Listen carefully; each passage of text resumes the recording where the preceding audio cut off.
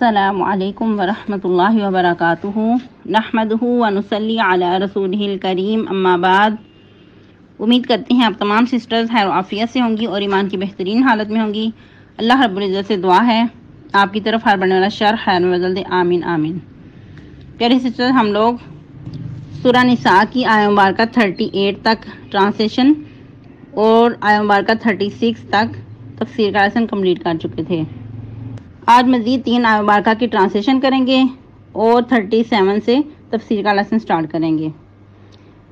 رب اشرح لی صدری ویسر لی امری واحلل عقدۃ من لسانی یفقہوا قولی اللہم بارک لنا فی اوقاتنا اللہم فقہنا فی الدین اللہم انی اسألک الہدی والتقی والعفاف والغنی اللہم الہمنی رشدی وأعذنی من شر نفسی اعوذ باللہ من الشیطان الرجیم بسم اللہ الرحمن الرحیم وماذا علیہم لو آمنوا باللہ والیوم الآخر وأنفقوا مما رزقهم اللہ وکان اللہ بہم علیما ان اللہ لا یظلم مثقال ذرہ وإن تک حسنة یضاعفها وَيُؤْتِ مِن لَّدُنْهُ أَجْرًا عَظِيمًا فَكَيْفَ إِذَا جِئْنَا مِن كُلِّ أُمَّةٍ بِشَهِيدٍ وَجِئْنَا بِكَ عَلَى هَٰؤُلَاءِ شَهِيدًا۔ ٹرانسلیشن: وَمَاذَا عَلَيْهِمْ، کیا نقصان ہوتا ان کا، لو آمنوا باللہ، اگر وہ ایمان لے آتے اللہ پر، والیوم الآخر، اور آخرت کے دن پر، وانفقوا، اور وہ خرچ کرتے، مما، اس میں سے، رزقہم اللہ، جو رزق دیا ان کو اللہ نے، وکان اللہ، اور ہے اللہ تعالیٰ، بہم، علیما، ان کو خوب جاننے والا، ان اللہ، بے شک اللہ تعالیٰ، لا یظلم مثقال ذرہ، نہیں ظلم کرتا ذرے برابر بھی، وان تک حسنہ، اور اگر ہوگی نیکی، یضاعفھا، اس کو دونا کرے گا، ویؤتی من لدنہ اجرا عظیما، اور عطا کرے گا اپنے پاس سے اجر عظیم۔ فکیف اذا جئنا، تو کیا حال ہوگا اس وقت جب لائیں گے ہم، من کل امت بشہید، ہر امت میں سے ایک گواہ، وجئنا بک علی ہؤلاء شہیدا، اور لائیں گے ہم آپ کو ان لوگوں پہ گواہ۔ تفسیر آیہ مبارکہ 37 سے، الذین یبخلون ویأمرون الناس بالبخل ویکتمون ما آتاہم اللہ من فضلہ وَأَعْتَدْنَا لِلْكَافِرِينَ عَذَابًا مُهِينًا۔ وہ لوگ جو خود بھی بخل کرتے ہیں اور لوگوں کو بھی بخل کا حکم دیتے ہیں، وہ چھپاتے ہیں جو کچھ ان کو دیا اللہ نے اپنے فضل سے، اور تیار کر رکھا ہے ہم نے ایسے کافروں کے لیے رسوا کن عذاب۔ استغفر اللہ۔ جیسا کہ ہم لوگ 36 کے لاسٹ پہ پڑھ چکے، ان اللہ لا یحب من کان مختالا فخورا، کہ یقینا اللہ تعالیٰ نہیں دوست رکھتا، نہیں پسند کرتا جو کہ شہی بگاڑنے والا ہے، فخر کرنے والا ہے، تکبر کرنے والا ہے، برتری جتانے والا ہے۔ تو اس قسم کی جو چیزیں ہیں، اس قسم کی جو عادتیں بد ہیں، وہ کن لوگوں میں پائی جاتی ہیں؟ جو بخل کرنے والے ہیں۔ تو اسی سے ریلیٹ کر کے نیکسٹ آیہ مبارکہ کو سمجھتے ہیں۔ اللہ رب العزت کیا فرما رہے ہیں کہ جو لوگ خود بھی بخل کرتے ہیں اور لوگوں کو بھی بخل کا حکم دیتے ہیں۔ اب بخل کیا چیز ہے؟ یعنی کہ کسی چیز کا چھپانا، جس طرح کہ اللہ رب العزت نے اگر نعمتوں سے نوازا ہے تو اس کو چھپانا، اس کو دوسروں پہ ظاہر نہ ہونے دینا۔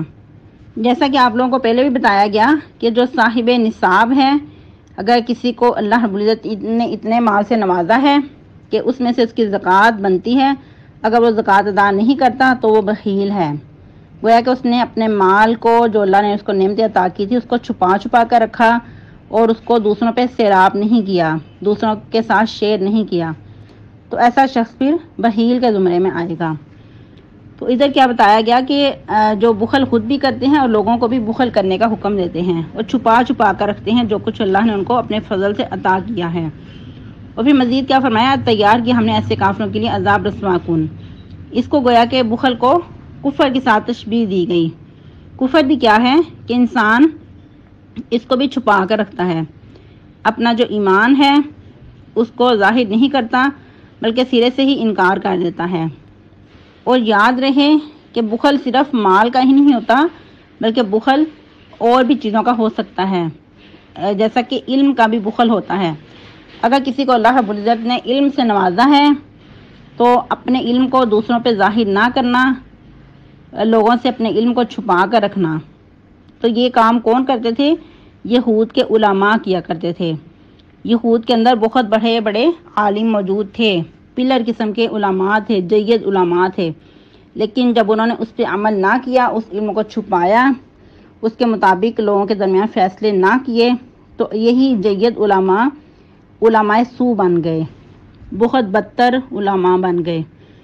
اور مزید یہود کے علماء کیا کرتے تھے؟ آپ کی جو صفات تھیں، آپ کے جو خصائص تھے، وہ لوگوں سے چھپاتے تھے۔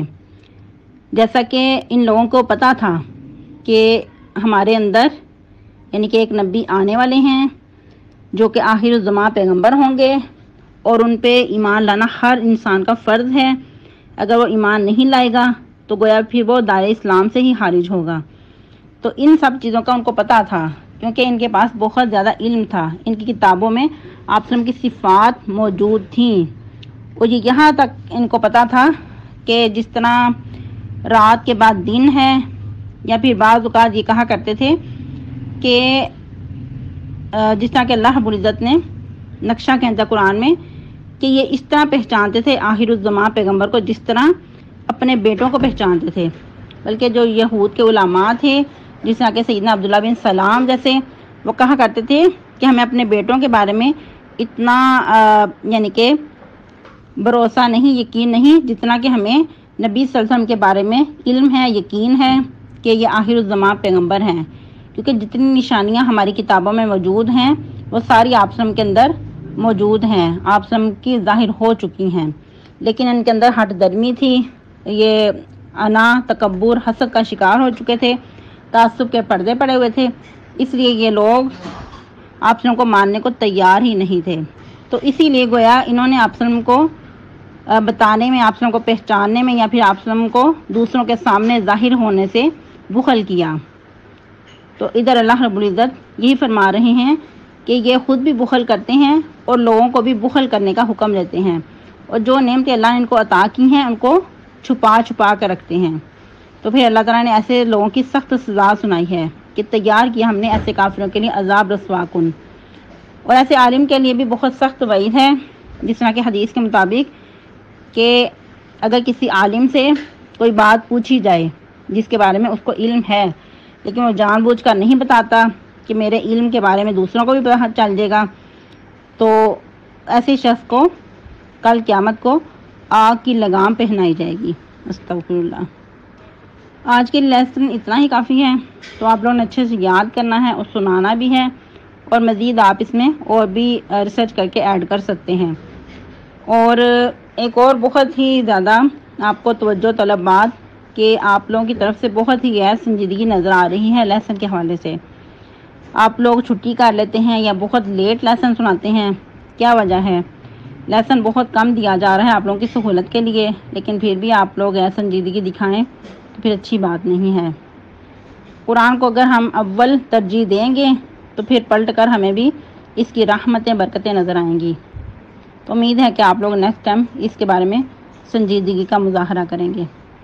سبحانک اللہم ربنا و بحمدک، نشہد ان لا الہ الا انت، نستغفرک و نتوب الیک۔ والسلام علیکم ورحمۃ اللہ وبرکاتہ۔